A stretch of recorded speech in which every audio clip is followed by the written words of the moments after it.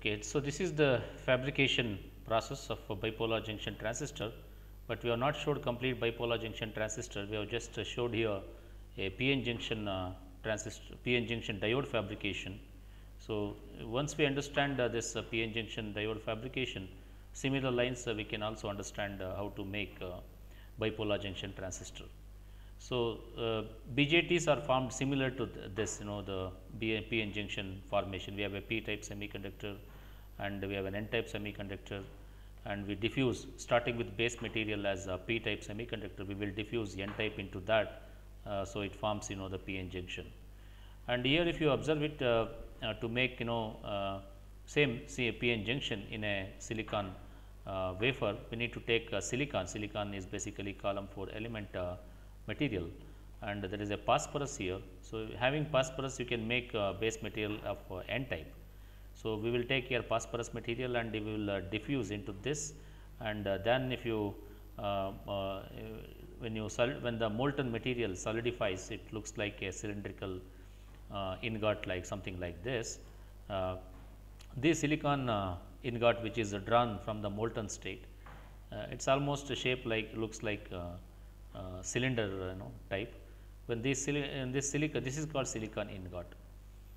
So, when this is cutted into slices, okay, small slices, you can see here this same silicon ingot is cut into the slices, and in one slice you can make hundreds of thousands of bipolar junction transistor. The same in the fabrication point of view, you can see there is a N material. N material means we should have either column 5, any column 5 elements we can have. Here we have taken example as phosphorus. So, that forms the base material.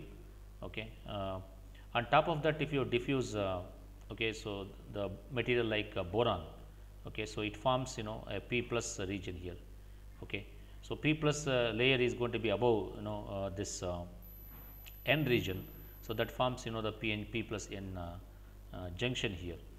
Similarly, if you want to make another layer here, you can diffuse on top of this the N. So, it becomes N P plus N type of transistor here. Okay, you can make either NPN or PNP transistor depending on the circumstance. Here we have started with base material as N type. On top of that, above this you are diffusing boron, and above that you can diffuse again phosphorus to make NPN transistor. Likewise, you can also make PNP transistor also. Okay, this is the procedure we are generally explaining here. These things we have covered in the last class. This first graph shows you the profile, okay, diffusion profile of various semiconductor layer. As you can see, as I mentioned already, we are starting with base material as N type. So, having the phosphorus, you can start with base material, and on top of that, if you can diffuse with boron. Okay. So, this is a PNP transistor. You should start with the base material as a P type. We should start with the boron as the base material. You can see here this is a P plus, this is a P here, and there is a N here and a P. The structure is shown here, you can observe here. So, this is P plus N, this layer, complete layer below, in between these two is going to be the base. This is the base. Okay. So, this is the base, and arrow mark here what it is showing is going to be the emitter, and the bottom layer what you see is going to be the collector. Okay. And the distance is taken from the emitter to the collector here. So, distance at emitter point is 0, and as you move deeper into the different layers, you can see the different regions here, like base and collector here. Okay. So, this is a structural representation of a transistor, and current flows from P plus region to N plus downward, something like this. So, from P plus here we have, and base is of N type, and collector is of the P type. So, current flows from P plus emitter to the collector here in the vertically downward direction, current will start flowing. Okay. So, this shows this different regions here, P plus NP transistor. Okay. And if you observe doping the profile, which looks like this as a function of a distance, if you see here from starting from emitter is taken as 0 here, and as you move along the depth of a transistor, you will see different doping profile here. So, this is the base material or background material. So, here in our case it is going to be the p type. So, we should dope with boron. Okay. That is the background as a material what you are seeing here. Above this, if you dope with the phosphorus, that forms another layer here. You can see this is another layer diffused on top of this boron material. So, it forms another doping profile, and to make again emitter, we need to dope heavily with this boron material again. So, that forms the emitter region here. So, here we have emitter P plus N and P. So, this is a doping profile, doping concentration in a log scale, because it is too many values, the graph may not look like this. You know that doping concentration is done in terms of 10 to the power of 15 to 10 to the power of 17. So, this is the per cubic centimeter, okay, cm per cubic centimeter. So, therefore, so to see these values we need to plot in log scale, okay, that is going to be the correct method. Okay. So, as a function of distance what you are seeing here. Okay. So, this graph we have discussed last class, this is a difference, okay, of doping concentration N d minus N a. So, that is what acceptor and donor ion concentration, the difference of this donor ion concentration and acceptor ion concentration, that is taken as N here. This y axis is of N of x, okay, as a function of doping concentration. The difference of this as a function of a distance is shown for the base region here, and this looks like the Gaussian curve. Okay. So, it decreases starting from the emitter when you move towards collector junction here. Okay. So, anyway, this already we have discussed, I do not want to go more details of this.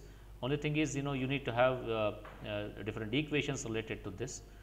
We have here current electron current density equation, which has got two types of current density. One is drift current density, other one is going to be the diffusion current density here. Okay. So, using this we will develop an equation for the electric field, which will show. Okay. So, you can see there is a current equation here. Okay. As again current has got diffusion current and as well as the drift current here, both you can observe here. Okay. So, and from this we can obtain the equation for the electric field. So, the electric field is very important here, because if you see the topic here, which is a drift in the base region, for the drift to happen within the base region, this electric field plays a significant role. Okay. And you can observe that we can show that electric field as a function of a distance here, E of x n, which is given by k t by q into A by W b. We have proved this in the last class also. Just look at the material of last class. We have shown that electric field as a function of distance is k t by q into A by W b. So, where A is nothing but it is a natural logarithm of n of 0 by n of W b. So, this shows diffusion the doping concentration at the emitter and as well as at the edge of the base region here. Okay. Okay. So, what is this what we have discussed so far now? So, what we have derived here is the electric field which is acting in the base region.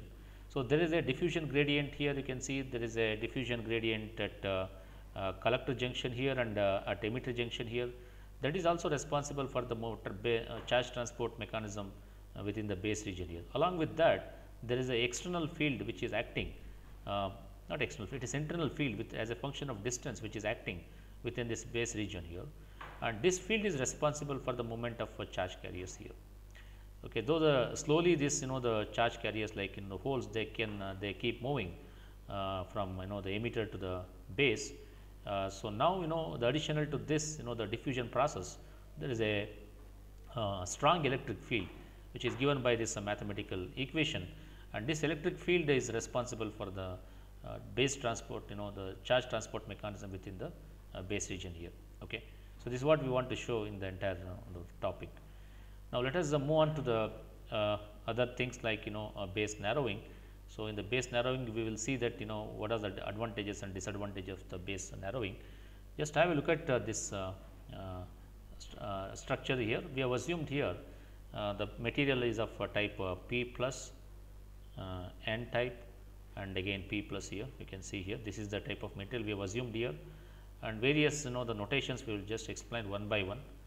Let us look at how the base width might change with with the voltage applied like between emitter and collector. When you apply voltage between the emitter and the collector, also you can note that the emitter base junction is forward biased. So, this junction here, so this junction between that it is forward biased, therefore, the depletion width is very narrow here in this region between emitter and base. Since a collector base junction is reverse biased, you can see the large depletion width here. Okay, so, between the collector and the base junction here. So, the entire voltage what we apply here between the emitter and the collector. So, this forward bias gets applied across emitter base junction, therefore, the depletion width is very small here.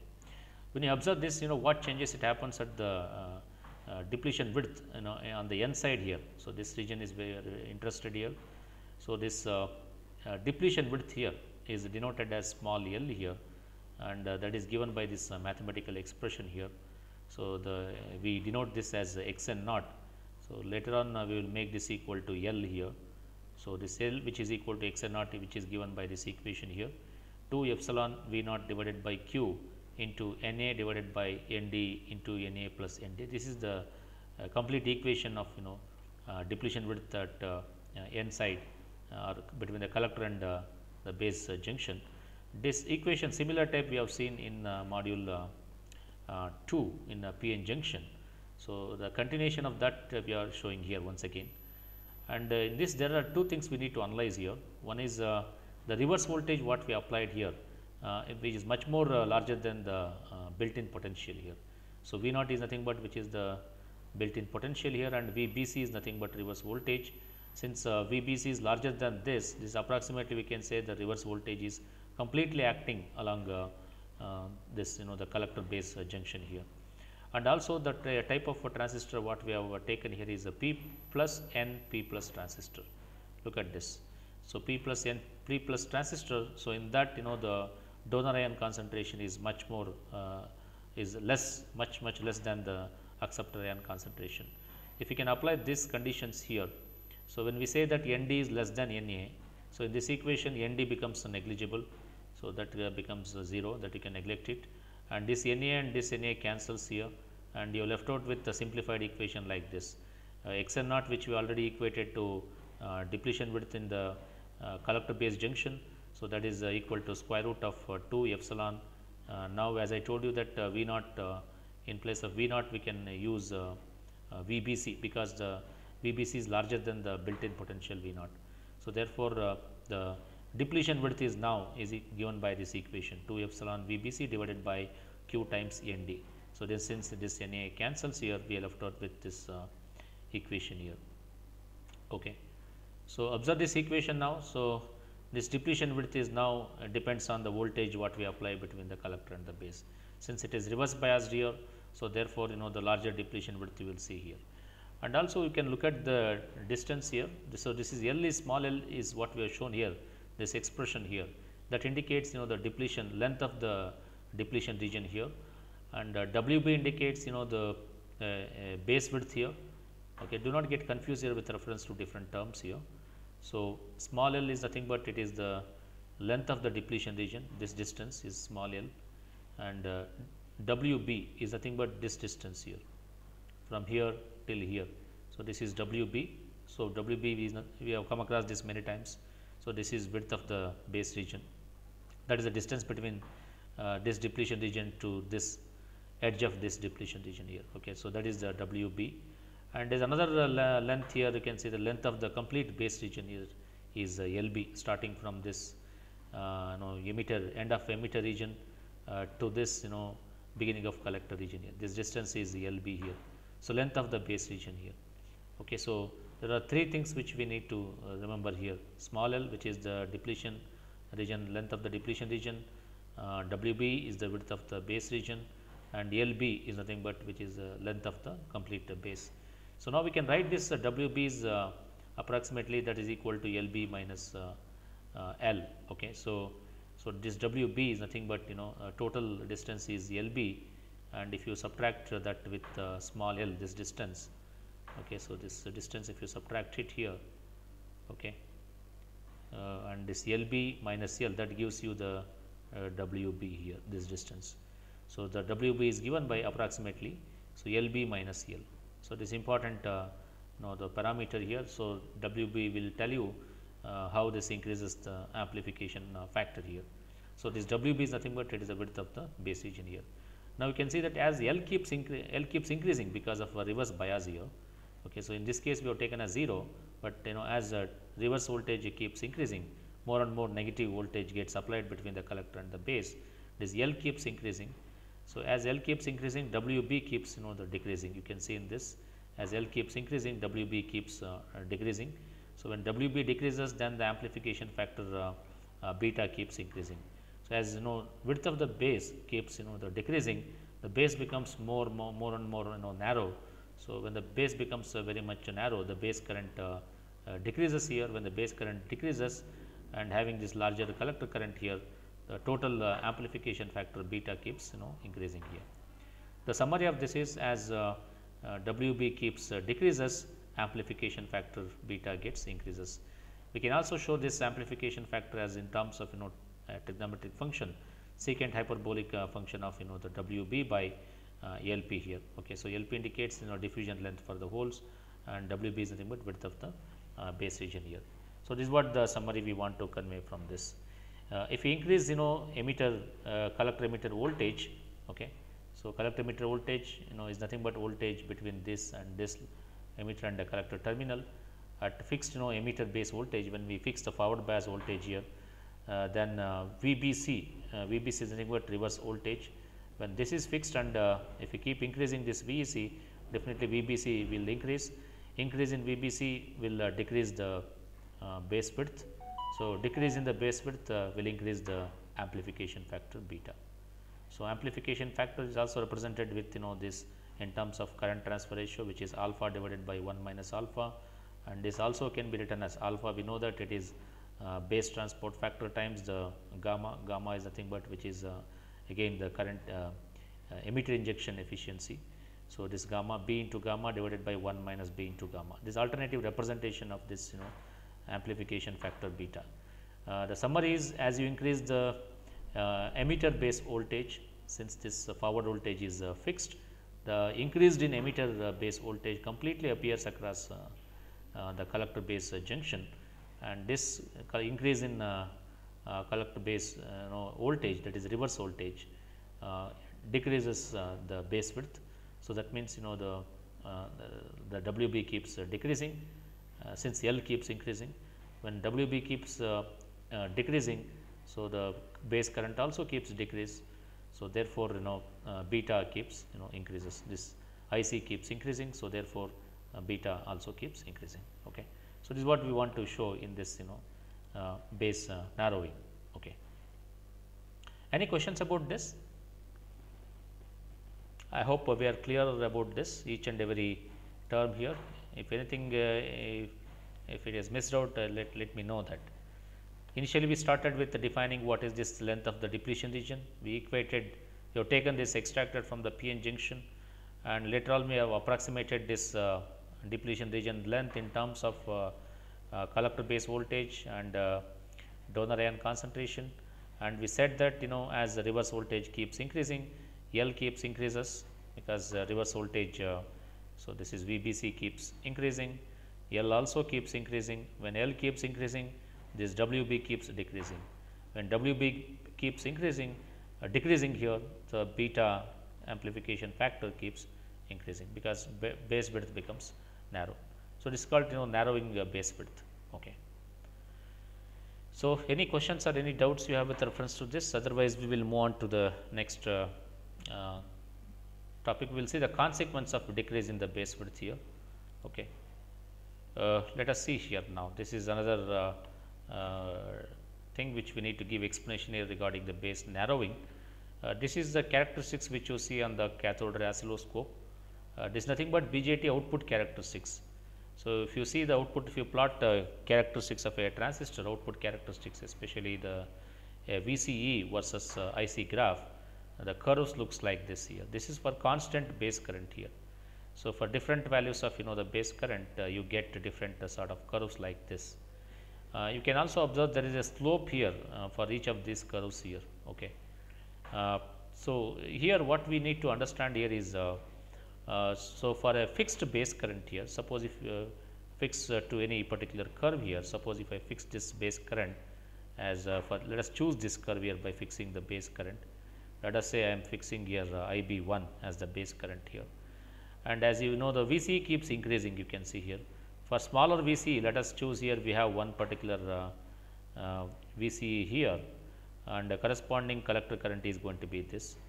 And if I choose another point here for the increased VCE, you can see this is the large value of VCE, and you can see that there is a again increased collector current here. Okay. So, this may be the IC2, let me say, and this may let me call as IC1. Now, you can see that the varying in the collector emitter voltage. Okay. Collector emitter voltage is thing, but as already we said that this has a fixed forward bias, the complete voltage appears across the reverse biased junction here. So, therefore, the change in VCE gives rise to the change in the collector current here. But now, if you can extend this slope of these lines, if you project the slope of these lines into the second quadrant, and you can observe here all these lines, the slope of these lines meet at some point here. Let us call this voltage as VA. Okay. This voltage is also called as early voltage. It is a person by name Early. He proposed this the theory. So, therefore, this voltage is called as early voltage. VA is early voltage. Remember, this early voltage is not a voltage on the device. It is just a thought process. When you project all these slopes of each of the slopes of the curves to the second quadrant, you will have some point here VA. So, this VA voltage is called as the early voltage. It is a point in the second quadrant where all the curves meet at this point here. Now, depending upon the VA, we can say that whether the narrowing effect is less or the more, depending upon this the early voltage here. Okay. When VA is going to be very, very large. Okay. So, what happens here to this curves here? This curves becomes almost like a flat. So, the curves what you are seeing here, right now you are seeing some slope here, but when the when you move VA to the let us say infinite value here, the curves becomes almost like a straight line. So, then this VA will move to the infinite value. Okay. Large value it will move here. Okay. Now, since you are seeing here some slope here, so that is why this VA is very close to this the y axis here. Having more slope here, this VA will be close to the y axis, this origin here, but having this flat lines just like what I shown here. So, this if you take the slope of this, it may move to the the large you may get large VA value. This intersection point or projection point may move a greater distance in the second quadrant here. Okay. So, now when the line is going to be flat, look at this change in VCE becomes insensitive now, because now here as I was showing you, when the curves has got some slope here, we have different values of the IC for a change in the VCE. But once the curve becomes the straight here, you can see that you will have a constant value of IC now here. Even though the change in VCE, if I choose different values of VCE here and VCE here, okay, so that does not affect. So, let us call this as VCE 1 and this as VCE 2 here, but still my collector current remains constant here, because the curve has become almost like a straight line, there is no slope. Okay, because this VA is going to be very large. When VA is larger, the curves become straight. When curve becomes the straight, okay, flat, the slope is going to be 0 now. So, here the slope is 0. When slope is 0, what does it imply? When slope is 0, then change in the VCE or VCE means it is a collector emitter voltage, or change in the reverse voltage does not affect this amplification. Okay. So, IC remains constant here. That is the implication out of this the larger value of the VA. Okay. So, once again we can illustrate this with the help of this, as already we told about this what happens to the base narrowing, or the decrease in the base width with reference to the amplification factor. When WB keeps decreasing, We have already come across that this amplification factor keeps increasing. And let us see another end what will happen to the amplification when the early voltage keeps increasing here. If we increase collector emitter voltage at fixed uh, emitter base voltage, this is the forward bias, and VBC will increase, okay, because you are increasing the emitter to collector voltage, and emitters keeping this emitter base voltage or forward bias fixed. So, the WB will keep decreasing, and that increases the amplification factor also. And the larger VA is nothing but it is a point where all these slopes are projected. Right now you are seeing here, because there is some slope in the curve here. When VA becomes very large, what it implies here, when VA becomes very large, it weakens this base narrowing effect. So, that is one of the implication what you can make out here. And larger VA also can be obtained by the different sort of doping, called as a graded doping here. Graded doping already we have seen. Just look at this curve here. This is called, this type of doping is called as a graded doping here. We start with the base material. On top of that we dope with the a phosphorus material. Here starting substance is going to be the boron, because that is acting like the collector here, and on top of that keeping this constant here, above this if you diffuse with phosphorus, it forms the another layer. This region is called the base region. This is an collector, and to make another layer like the emitter, which is heavily doped, you need to dope with again boron. So, this forms the doping profile here, and in the base region you can see that this is going to be the what you are seeing here is going to be the graded doping the profile here. Okay. So, this graded kind of doping profile can increase the VA, and having VA larger is more advantageous, because as I told you already, having larger VA, the change in the VCE can be suppressed here. Even though the VCE changes, the current becomes almost a constant here. That is what we can observe.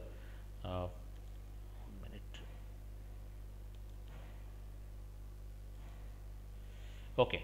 So, that is what we can observe from the this VA.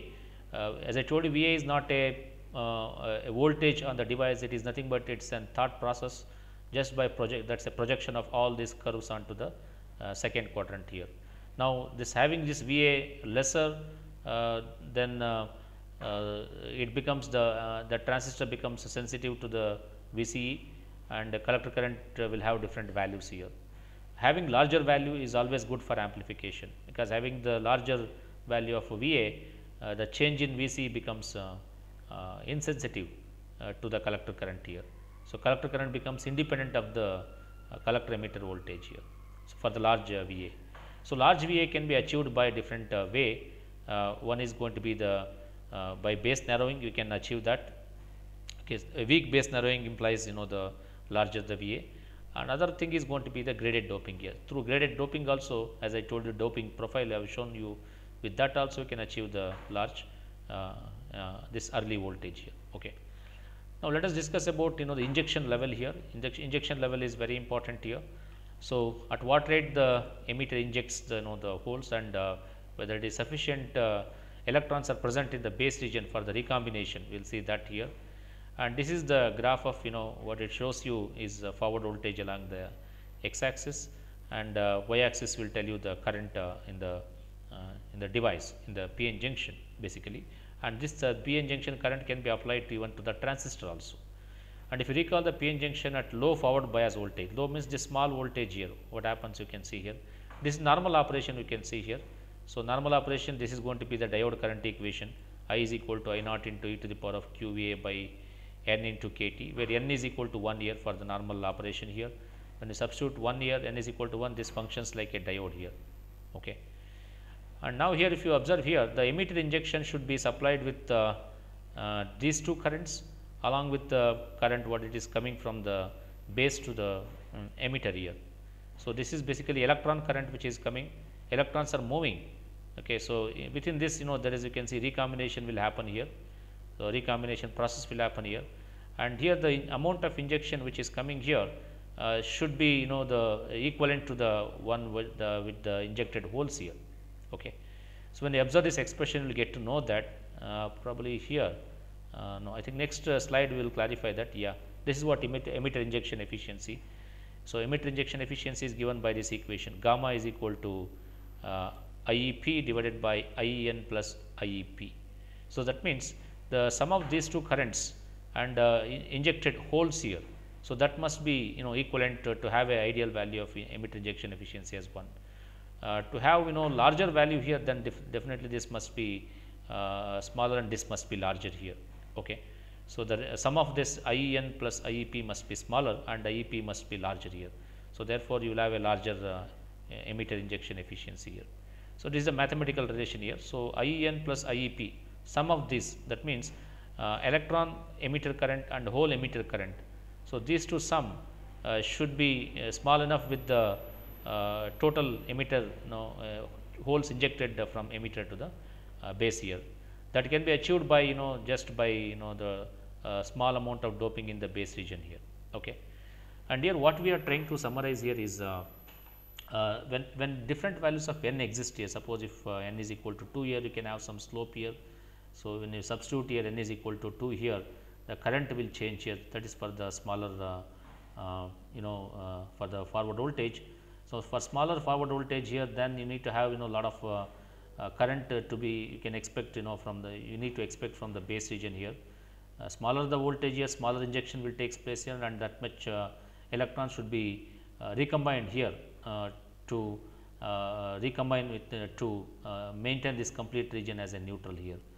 Otherwise, the electron current will dominate in this region here. Suppose if I assume that there is a doping here is going to be 10 to the power of 15 in this region. If I assume that at this rate doping is maintained. Now, when the holes are injected here, say at the rate of this is per cubic centimeter again. Okay. So, this is a doping profile within the base region here, and if doping here within this the let us say emitter is 10 to the power of 17, doping is typically which is very high in the emitter region here. When this many holes are injected to this to the base region here. So, here you can see that now this must supply 10 to the power of 17 electrons to recombine with this many holes in the base region here. When this is the less, then then there is a difference in the base creates different sorts of the currents here. So, to avoid that we need to have larger forward voltage across the emitter and emitter region, because all the holes that are injected here, so that get the passed on to the collector here with little recombination which happens in the depletion region here. Okay. So, this is what the effect what we are seeing here. Now, we will see what happens at lower voltages, lower forward voltages and moderate forward voltage, what is going to happen here. So, at lower voltages, as you can see that there is some recombination occurs within the emitter base depletion region here. So, that does not affect any thing, but only thing is the base must supply enough current to maintain this whole material in neutral here. And even at smaller voltages, you can see that the emitter injection efficiency is very less. If you observe this curve here, at smaller lower voltages, the lower current will result, and these values are going to be smaller enough. The emitter injection efficiency, base transport factor, current transfer ratio, amplification factor, all these values are low at lower voltages. And at moderate voltages, when the sufficient emitter base junction is maintained, and this will have a normal values. But at higher voltages, when there is a higher injection levels, large reverse voltage gets applied between the collector and the base here. Due to that, the emitter injection efficiency, since it is small voltage gets applied across the emitter and the base, due to that the emitter injection efficiency gets decreased. Therefore, at higher voltages you can see that curve is falling here. Only within this medium range you will get normal values of the gamma, B, alpha and the beta. At lower voltages and as well as at higher voltages, these factors decreases here. Okay. We have given explanation here for different voltages here. Moderate value, there is no problem here, but at lower voltages, since applied voltage itself is less, only little recombination will happen here in this depletion region here. So, due to that these values will be smaller. At higher voltages, so many holes, and therefore electrons IB in the base, that excess electron concentration becomes significantly higher than the background electron concentration. That means, the excess carrier moving from the base to the collector becomes very large. But at higher voltages, as we already told, that injection efficiency is very less because of small, the less number of the charge carriers that are emitted from the emitter to the base. Due to that, this values keeps decreasing here. Okay. And since we will see various methods to get cool this, because there is a large reverse voltage which is appearing across the emitter, collector, and the base region here. How to get cool this material, we will see here. These are called thermal effects here, because of large reverse voltage which we are maintaining at the collector base junction here. Due to that, we must cool this region, especially the collector base junction here. And if you look at here collector junction, the voltage power dissipation across this, it's nothing but current flowing through this, and the voltage that is getting dropped across this. So that's what the actual power that is dissipating in the collector base junction here. So at the collector junction, power is equal to I into V, it's a product of voltage into current. But how is this actual power dissipation is happening here? In the base collector region, note that the change in electron volt as holes go from base to the collector, energy get transferred to the lattice as vibration occurs. As you are seeing here, the holes are getting moved from the emitter region to the base, and in turn to the collector here. So this is actually when the holes moves from lower to the higher, that means the holes are delivering, giving energy to the other the adjacent holes here, you can see here. So holes here are at lower place here, lower region here. Okay. And once it is opposite to the electron here. When electron at higher levels, when they come back to the lower level, it dissipates energy, whereas holes here right now they are at lower level. When they move to the higher level, they dissipate energy. So here what you are observing here is the holes which are injecting from emitter, they are at lower level, and when they move to the higher level, you can see that is especially to the collector, and they dissipate energy in the form of heat here. Okay. So that's what it is showing here. The holes, they are moving, they are climbing up to the hill, and they are dissipating, giving up energy to the other adjacent atoms here. So when they give up energy, that energy should be dissipated in the form of the heat here. Okay. And if this heat even due to the large reverse voltage here, a lot of the holes keep moving to the collector, and they dissipate a lot of heat within this collector base junction here. This lot of heat generated here should be removed using proper cooling substance here, otherwise this leads to the problem called as a thermal runaway. Cumulative effect of heat generated within this collector base junction leads to the thermal runaway here. So we need to take care of this by having proper cooling substance here. Okay. Otherwise this excess heat generated within this will lead to the burning of this the junction itself here. Okay. If it is not properly cooled, this is what it happens here. Okay. For that we need to maintain separate different kind of the structure within the device, that is called electrode considerations. When we maintain some different strategy within this the device, definitely you can avoid excess heat generation within the transistor here. You can see that this in a conventional transistor, there is a what you are observing here is this terminal is emitter, opposite adjacent to this what you are seeing is the base. So this is the traditional conventional transistor here. We will see different mechanisms in the next class probably that leads to the more power dissipation within the base region here. Okay. So with that I will stop at this point. Next class we will continue with different strategy within the transistor structure to reduce the the excess heat generated within the collector base junction here. Okay. At same times, we ought to maintain larger area also, because area into current density gives you more current here. If you do not maintain larger area, and then that also causes the less current here. So we have to maintain larger area. Meanwhile, we have to remove excess heat generated between the collector and the base here. Okay, so that's how we can remove excess heat in the transistor, otherwise it leads to thermal runaway. So with this I will stop at this point. Next class we will continue with this electrode considerations. Okay.